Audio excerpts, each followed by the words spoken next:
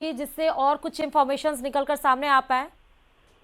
देखिए, पुलिस के अलावा अभी और किसी से बात नहीं हो पाई है, क्योंकि ग्रामीण जो थे उन्होंने पुलिस को सूचना दी। और चूंकि इलाका काफी दूर दराज का है, कहीं शहर से सटा हुआ इलाका नहीं है।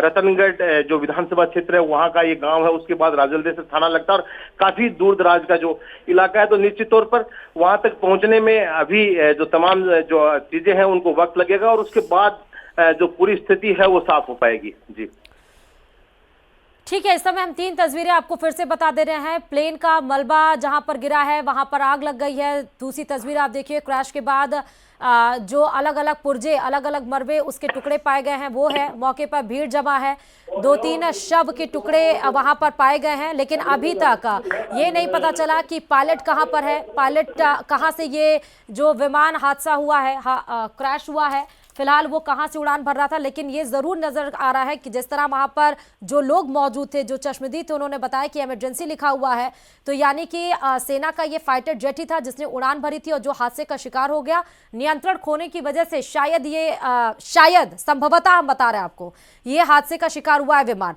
लेकिन क्या एग्जैक्ट ये किस वजह से ये विमान हादसे का शिकार हुआ है, कैसे हुआ है, कहां से उड़ान भर रहा था, कौन लोग उसमें सवार थे, पायलट कहां का था, इसके बारे में अभी कोई जानकारी नहीं मिल पाई है। वायुसेना की तरफ से कोई आधिकारिक पुष्टि नहीं दी गई है। मौके पर कोई अभी प्रशासनिक अधिकारी या पुलिस नहीं पहुंच पाई है, क्योंकि दूर है, इसीलिए पुलिस अभी रास्ते में ही है। संदीप, इन सब के अलावा कुछ और इंफॉर्मेशन है, कुछ और सूचनाएं हैं इससे जुड़ी हुई, अपडेट्स है? संदीप, मेरी आवाज मिल रही है आपको? जी इन सब के अलावा कुछ और अभी जानकारी वहां पर मिल पा रही है, अपडेट्स संदीप?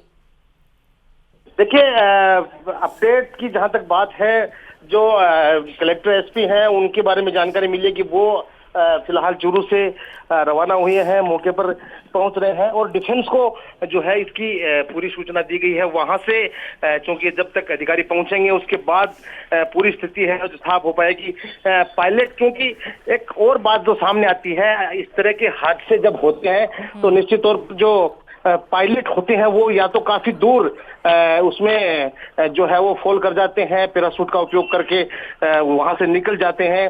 अभी इस तरह की जानकारी, क्योंकि जहां पे क्रैश हुआ है वहां पे पायलट बहुत कम ऐसा चांस होता है कि वहां पर पायलट मिलता है, वो उससे हाँ, लेकिन संदीप ये फॉल डाउन हो बताइए कि जाता है। तो अगर कोई दुर्घटना होती है या कुछ ऐसा लगता है प्लेन में या विमान में, कोई हादसे की मतलब कोई अगर गड़बड़ी पाई जाती है, तो पहले से इंफॉर्मेशन दिया जाता है। क्या ये कोई जानकारी मिल पाई है कि पायलट ने कोई पहले से इंडिकेट किया हो कि हाँ विमान हादसे का शिकार होने जा रही है, मौसम? प्रशासन के पास इस तरह का कोई इनपुट नहीं आता है। सबसे पहले तो ये सूचना आई थी कि यहाँ पर जो है वो प्लेन क्रैश हुआ है। उसके बाद कुछ जगह से ऐसी सूचना आई कि जो है मिसाइल जैसा कुछ गिरा है, और तमाम तरह की फिर एक सूचना ये भी आई कि हेलीकॉप्टर क्रैश हुआ है। और फाइनली ये वहां से ये तय हुआ कि ये जो है वो सेना का जो है जेट बताया जा रहा है। तो अभी चूंकि सेना के अधिकारी जब तक नहीं पहुंचेंगे या पायलट अगर कहीं मिल जाता है, उसके बाद जो है वो आगे की जो स्थिति है वो साफ हो पाएगी। ये 3 तस्वीरें अपने दर्शकों को हम दिखा रहे हैं, आपके पास आऊंगी मैं। देखिए, चूरू के रतनगढ़ में इस वक्त ये बड़ा हादसा घटित हुआ है। प्लेन का मलबा वहां पर मिला हुआ है। क्रैश के बाद भीषण आग की लपटें दूर तक देखी गई थी। मौके पर इस भारी भीड़ जमा हो गई, क्योंकि देखिए जैसे ही धमाके की आवाज हुई, बताया जा रहा था प्लेन जब क्रैश हुआ था तो वहां पर एक तेज धमाका लोगों ने महसूस किया और उसकी जो गूंज थी वो कई किलोमीटर दूर तक सुनाई दी थी। और यही वजह थी कि लोग कुछ समय के लिए, संदीप, शायद असमंजस में फंस गए थे। उन लोगों को ये पता ही नहीं चल पाया था कि यहाँ पर प्लेन क्रैश हुआ है या फिर कोई मिसाइल जो है उसमें विस्फोट हुआ है। इस वजह से थोड़ा सा परेशान हो गए थे क्या संदीप? हाँ, बताइए। बिल्कुल, देखिए अभी चूंकि जो जानकारी सामने आई है उसमें ये जरूर सामने आ रहा है कि जो ये फाइटर जेट है वो जगुआर हो सकता है, सेना का जगुआर जेट हो सकता है। और प्रारंभिक तौर पर कुछ शव के टुकड़े भी उसके आसपास मिले हैं, जहां पर मलबा बिखरा हुआ मिला उसके आसपास शव के टुकड़े मिले। तो निश्चित तौर पर ये माना जा सकता है कि 2 लोगों की जो प्रारंभिक तौर पर जो बात सामने रही उसमें 2 लोगों की मौत की बात सामने आ रही है कि 2 लोगों की इसमें मौत हुई है। वो लोग चूंकि ये स्थानीय लोग हैं या उसके पायलट हैं, इस बारे में अभी चूंकि पूरी स्थिति तो साफ नहीं हो पाई है, लेकिन प्रारंभिक तौर पर जो अभी जो जानकारी लेटेस्ट हमारे पास आई है उसमें ये जरूर सामने आया कि 2 लोगों की जो है वो मौत हुई है। जी ठीक है, हम देख भी पा रहे हैं संदीप यहाँ पर कि जब आग लगी तो उसने काफी दूर तक आगजनी हुई है उस हादसे की वजह से।